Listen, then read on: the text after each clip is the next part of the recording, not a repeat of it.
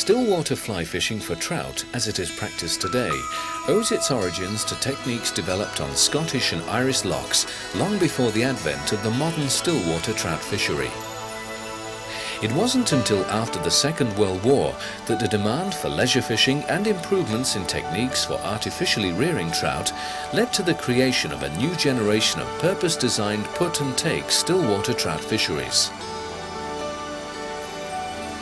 The second major influence on stillwater fishing came from the development of new reservoirs required to satisfy the ever-increasing public demand for water.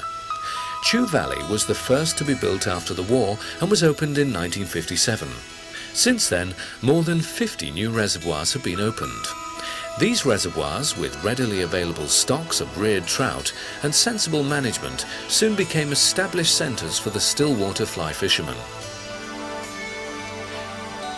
To explain the broad principles to those new to the sport, there are two basic methods of fly fishing for trout on still waters. The most popular method used for fishing these large expanses of water is by boat, still called after its origins loch-style drift fishing. Basically, the anglers, for there are generally two in each boat, set off for the upwind end of the water and drift broadside on with the wind, casting in front of the boat and retrieving a team of 2 or 3 flies through the water towards them.